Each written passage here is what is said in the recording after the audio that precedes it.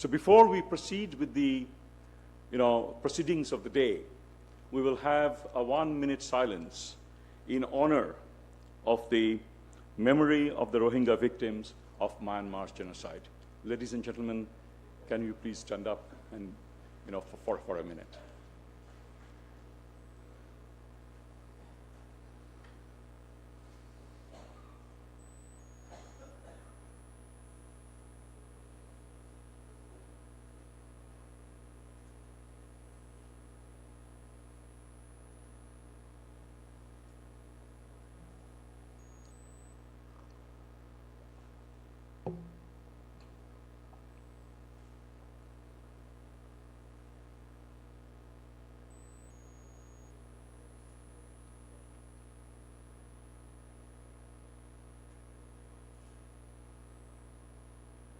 Thank you. Thank you.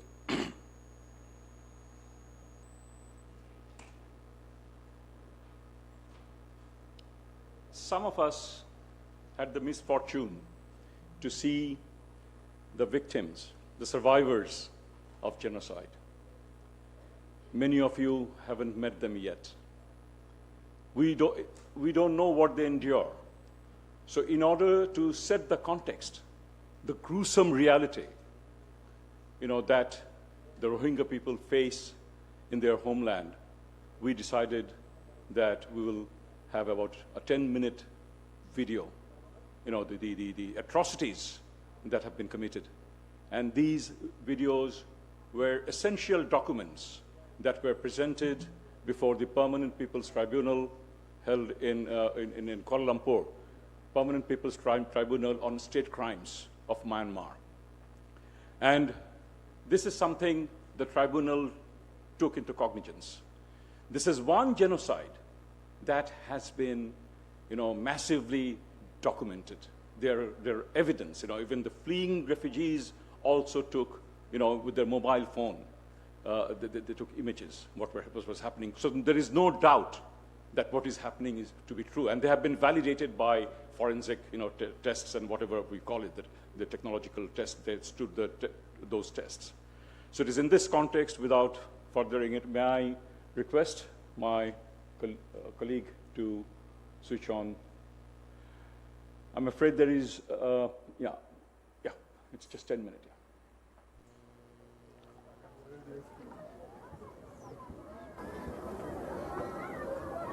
Harara bahani madani boga rajare nguri niur hejio military sarara hath military bhara di tekke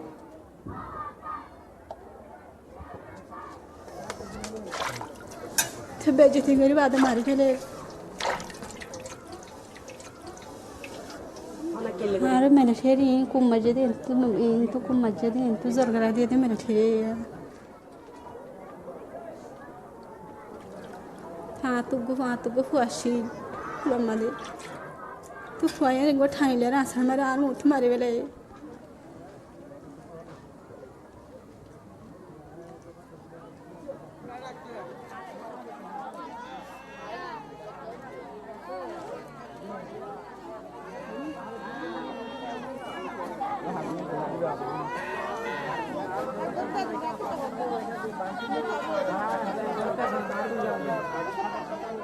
These people have just crossed the border. They're in no man's land. They've been driven from their homes in Myanmar. Now they're waiting for permission to enter Bangladesh. The Rohingya are a people that neither country wants. What happened in your village? They just burnt our houses. These are some of the survivors. They're hungry, they're sick, and they're scared. Across the river, there's a deliberate campaign of terror going on. A campaign from which no one is safe. Well, we don't know how many people have been killed, but we do have some idea of how many have been burnt and chased out of their homes. These are just a tiny fraction of the hundreds and hundreds of thousands of people who have fled. In our investigation, we're going to focus on the events of one day, of one massacre in one village, and its name is Tulatoli. Since August, more than 600,000 people have sought refuge in the camps in Bangladesh.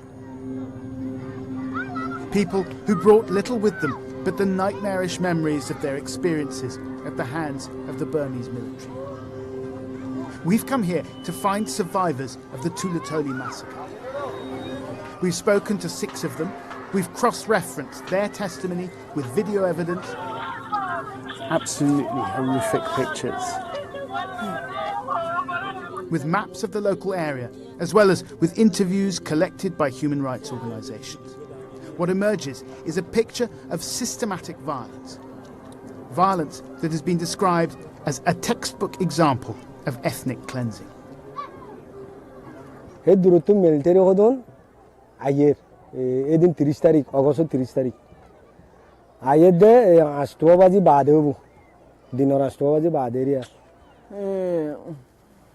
2017 বুধবার August মাসের 30 তারিখ মধ্যে অন্তত 90 অন্তত military আইরে Using a satellite photograph of the area, a Rohingya elder showed me how the massacre unfolded. The village of Tulatoli consists of a number of settlements surrounded on 3 sides by the meandering flow of a river. In previous days, soldiers had set fire to other villages on the opposite bank. That Wednesday morning, the 30th of August, they crossed into Tulatoli. There was panic. দেশত military বর্মার military না তারপরে এলা ফুরাদি গুলি মারি মারি আইয়ের দেল দর লাইছি আর দেখে আমি কে বা একর মাঝে 307 গুলি যা এক এবে সরা দিবে ইনলে সাবি কুলি লয়া এখন যা তাকে মানে জিয়ত হয়ে শেষ ক্লিয়ার রে আইতে ফারাবে গুলাই তারা সাই ছিড়ি নিয়ে গই তারা মানুষ ডরে আরারে কাদা ওই কেমর খরতলির হালো সরা আছে ডর মানুষ বেগুলুন ইয়ার মাঝে জমা হয়ে গই Everyone mentions the river. With the soldiers advancing from the northwest and a police post to the south, many of the villagers ran east. They ended up on the riverbank. They were trapped. En hoyoro gor hura di orinti hal hasa ba ba mere shi uri yoro ba di tarare bula yoro fola tiya garai ba de bediandero hod mani tomara arare shuna shani do ede maukasu mokhata ene ban hata hod buza darbo shuna shani do tomara tiya ko shana ala do en hoy fola bediam begun tiya garai ba de abar begunore nila shuddare ba de fola bedain maji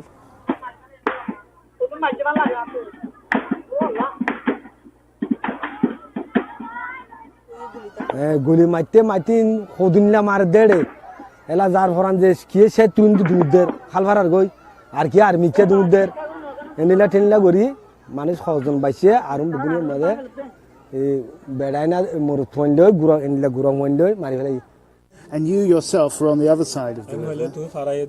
Anura showed us where she and others swam across the river at a point downstream where it was narrow enough to cross. They used banana trees and plastic canisters as life rafts. Did you see this with your own eyes?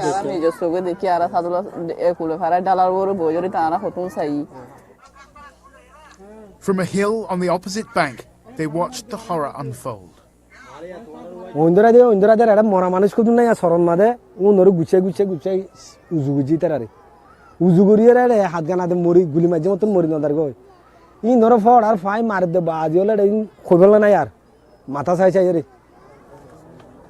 তো ফুরাদি বাদে গাতকল মারে বাদে গাতকল খুঁজে বল মানুষ দুজন জিয়াতা নছিল এই গাতকল মানুষ গুণা নিয়ে ডাইছে বল এরি বাদে মানুষ হতন তাই বললা বসকাসকা নিল সম্বল তমল নেই ইন্দু ওচুদি তারা ফুরাদি হদ ফুনার তারা ওত ফুরাদি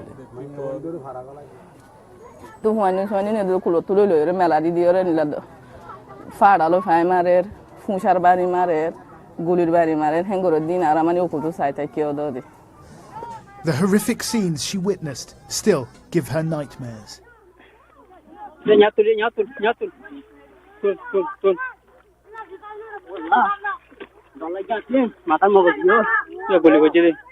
Anura watched the bodies of her neighbour's children wash up on the riverbank.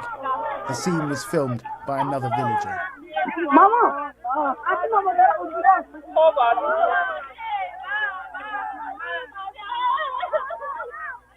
The children's names were Rashida, 5 years old, Kushida, 3, and Zahidu, who was 11 months.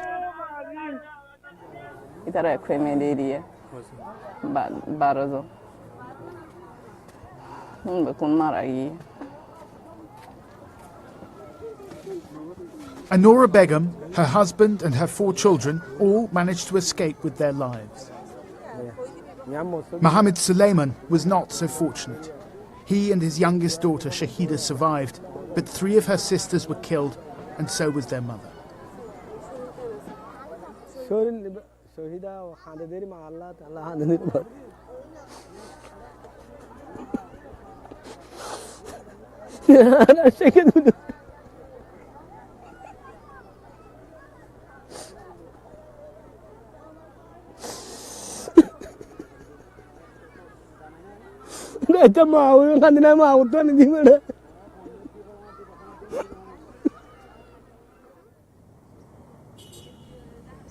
The violence began 5 days before the massacre at Tulatoli, on the 25th of August, when members of a Rohingya militant group attacked a number of police posts inside Myanmar, killing 12.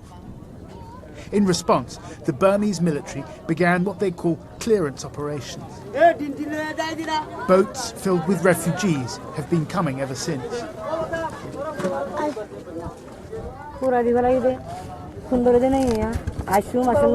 It's 2 months since the terrible incidents that we've been looking at, and these people are saying that it's still going on. Some have accused the Burmese government of using the attacks by the militants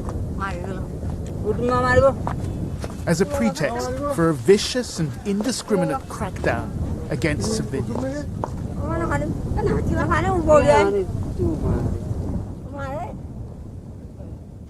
The Bangladeshi authorities monitor what goes on the other side of the border. And I've been told that from the beginning of August, so about 3 weeks before the violence started, they noticed an increase in military activity on the Myanmar side. Now, if that's true, that would suggest an element of preparation for the violence that followed. And this is a suggestion that we've heard corroborated by some of the witnesses we've spoken to as well.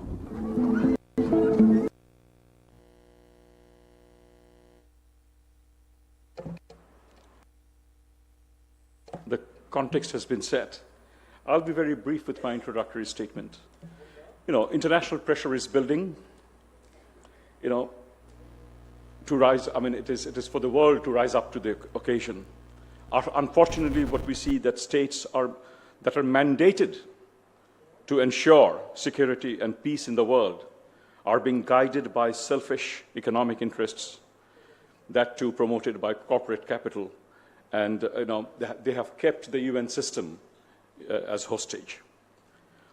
We see the key UN personnel, they are in sync with the reality. The UN Secretary General, the UN Special Rapporteur, Office of the High Commissioner for Human Rights, but UN Security Council consists of member states. They have been rather sort of inept. But inaction by the UN does not mean it's the end of the world. It throws fresh challenges. It's also curious to, it throws fresh challenges. It is in such an international context, pressure has to be built on the governments. And we, the people, the masses, who have built, we have to build up that pressure. The governments are guided by narrow, myopic interests.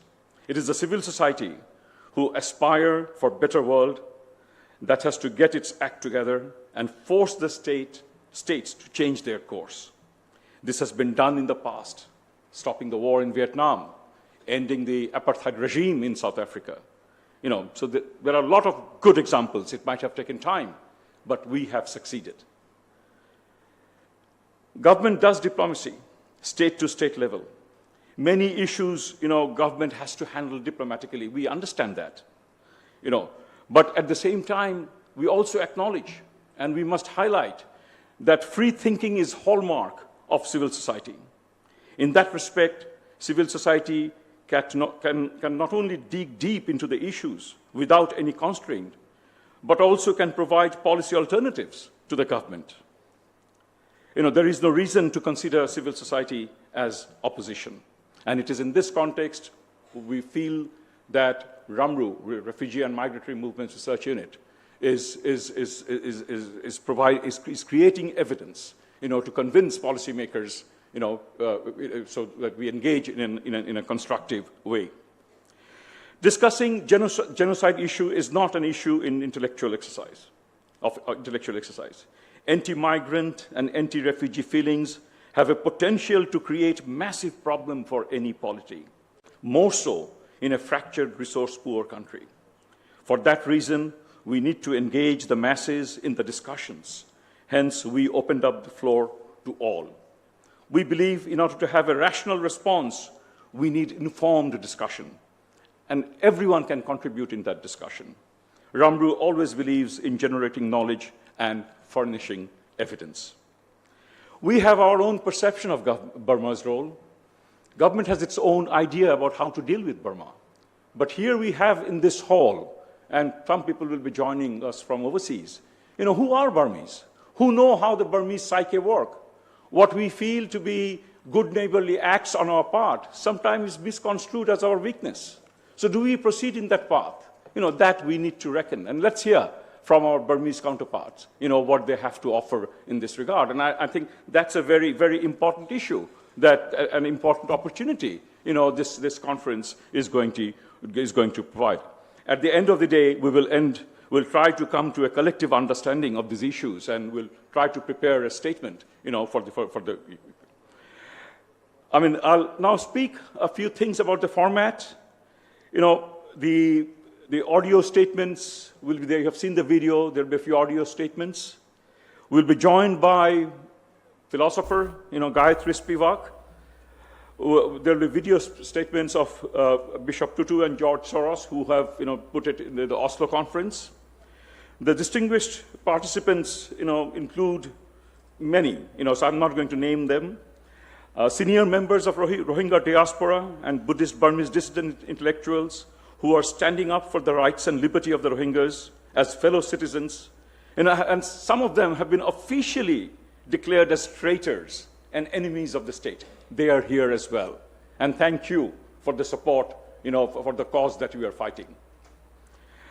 On the Bangladesh side, we have, been able to gather, quite a large number of people coming from different backgrounds.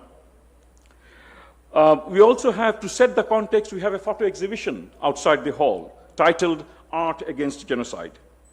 Images speak 1,000 words, they say. Even if an alien walked into this hall today, after seeing those images out there, he would or she would have a better understanding, of the new children of the lesser God. It would take, it would not take much to know what we are talking about after seeing these images. I take the opportunity to thank the Cosmos Foundation and the curator, Saurav Chaudhary, in this regard. We have also circulated a volume, and I think it's an important collection of materials on Myanmar's genocide. It debunks the Burmese official narratives presenting Bangladeshis to be illegal migrants. There's a very important piece by Michael Charney. Analysis of waves of exodus and their background. And finally, it presents a compelling case about why it should be called genocide. And I must thank, my comrade in arms, Mong Zarni, in providing us with all the documentation.